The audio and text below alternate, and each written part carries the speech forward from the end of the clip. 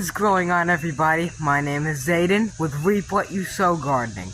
In this video, I'm going to be showing you the top 10 awesome veggies that you can grow right now in July.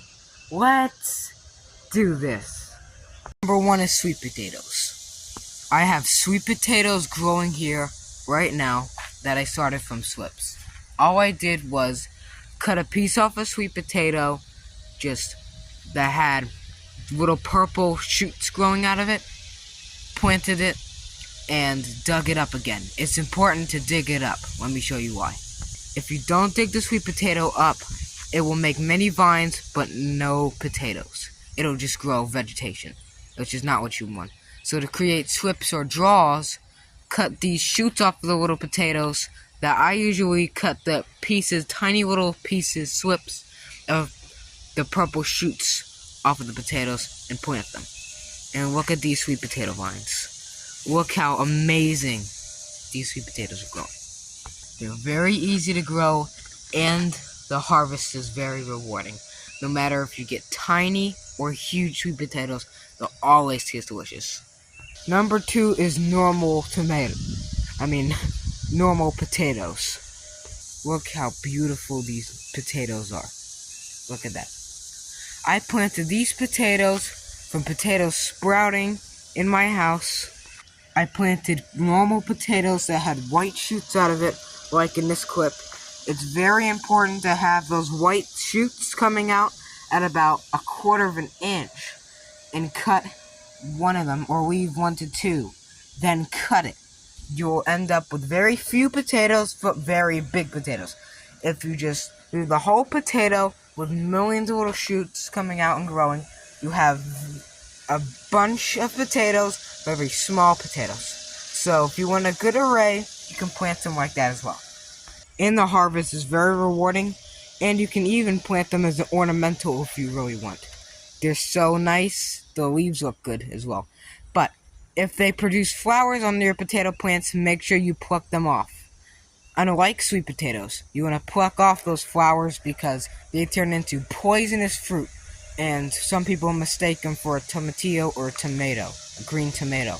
And if someone eats it, they'll get killed because it has so much solanine that it can kill a horse. Okay? So make sure you pluck off those little berries if you see them, and pluck out the flowers anyway, because it helps the potatoes in the ground grow. Number 3 is tomatoes. Tomatoes are very fun to grow and very easy to grow. And the fruit that you're rewarded with tastes delicious. If grown organically, with organic pesticides and plant food, you'll have delicious sweet tomatoes. They're so good, everyone should have them. A quick disclaimer, I'm in Zone 7B, North Carolina, southeastern North Carolina, and this is what I'm growing. It doesn't mean that you can't grow this stuff. If it's July and it's warm enough in your area, about 80 degrees, 70 degrees, or a little bit below 75 degrees, you can grow these plants at home. But if it's 60, 50, 40, or 30, you can't grow any of these. It's too cold. So, make sure you have the right climate, the right temperature, and look at the growing zones. These are just examples that I have in my own backyard. Number 4 is corn. Check out this corn plant that I have growing right here. Look how awesome it looks. It's a little corn plant, but it has a little ear of corn on it. So hopefully we'll get some corn growing. Corn should be illegal to grow because it's so easy to grow. The reason why it's so easy to grow is because corn is a type of grass. And just like sugarcane and other grasses, it grows very fast. So if you want to grow corn, make sure you have space and good, well-drained soil, because corn gets very tall. If you don't have a lot of bees around and you want to pollinate the corn, take the male tassel and brush the pollen off, or just shake the pollen off onto the ear of corn, which has little hairs on the top of it, either white or purple hairs. Then that will pollinate your corn ear, and you'll get a very nice ear of corn. Number 5 is squash and pumpkins. This is a summer squash that I have growing in this raised bed, and look how nice it's doing. We're gonna get a third summer squash this year. I cannot wait, and I can't believe that we're getting a third one. This is awesome. Squash and pumpkins are very easy to grow from seed. All you gotta do is plant a couple seeds in the area that you want, 6 to 12 inches apart, to provide maximum growing space for these roots of the pumpkin plants. In a couple weeks it'll look like this. In a month it'll look like this. And in 4 months it'll look like this.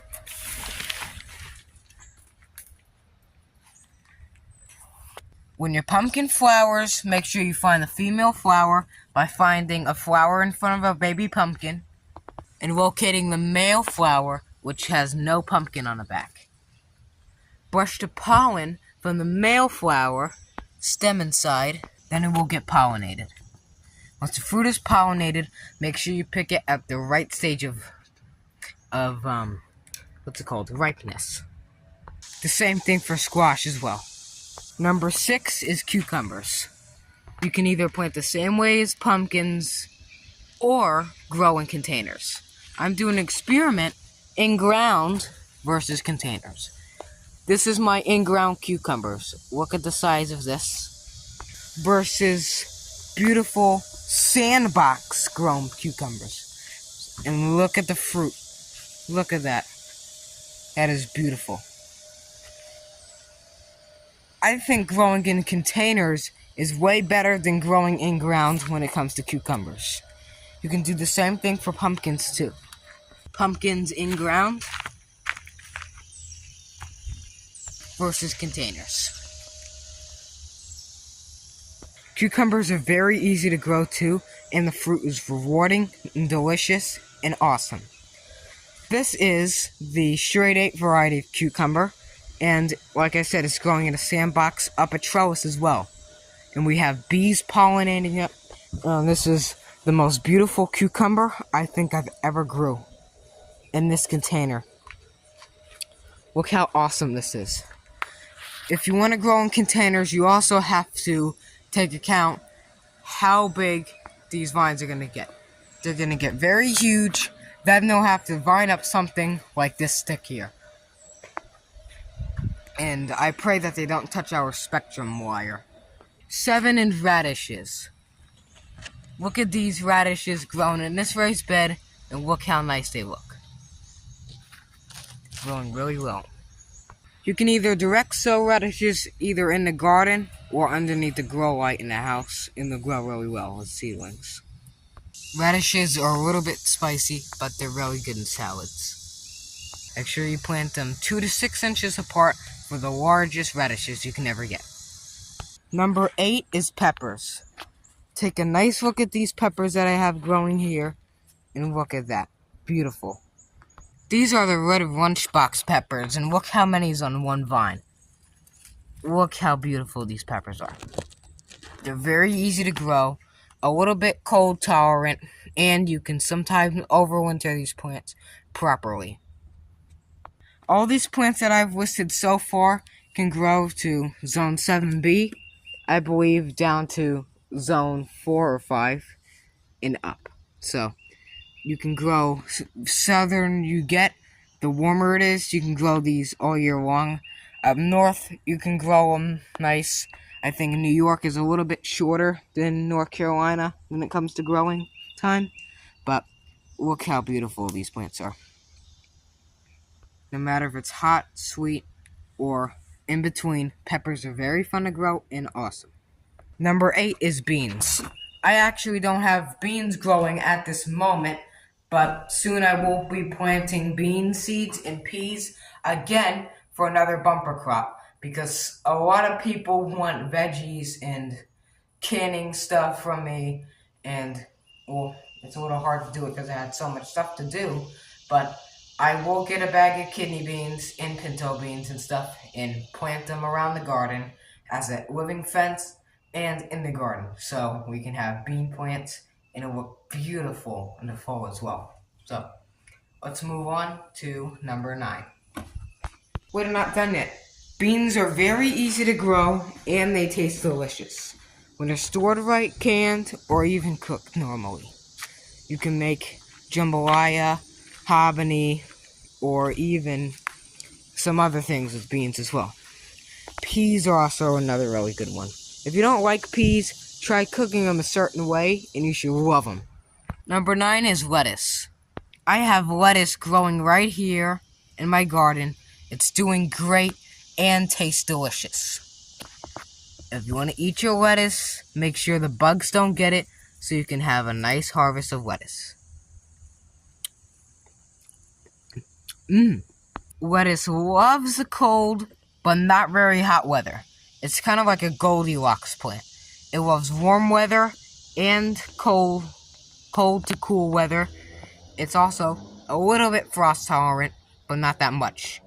I usually take something like a cake lid top for a container and place it over the plant during cold months, like fall and winter, or cut the top off of a Coca-Cola bottle and place it over the plant like its own personal greenhouse. Last but not least, number 10 is eggplants. I have an eggplant plant growing in this raised bed, and it's doing good so far, but it needs a little bit more sun. We're right over oak trees, and it's not a lot of sun, which also says why I can't get a good satellite reception and good reception when it comes to sun on plants right here. But shaded plants love the shade, so it's perfect for them. Eggplants are very easy to grow, and I believe they're from the Mediterranean. They're delicious, either baked, fried into crisps, or wherever how you like it. Eggplants are delicious, and I think they're very underappreciated vegetables. Or fruits. Fruitables? Well, they're a fruit and a vegetable at the same time, just like tomatoes, pumpkins, squashes, and cucumbers. I don't know. You guys decide in the comments below. I hope you enjoyed this video and learned a little bit from it. If you did, like, comment, subscribe. It helps my channel grow heaps, and I really appreciate your help. We're so close to getting 2,000 subscribers, and I want to see those numbers go up for the summer season. Thank you for watching. Keep on growing.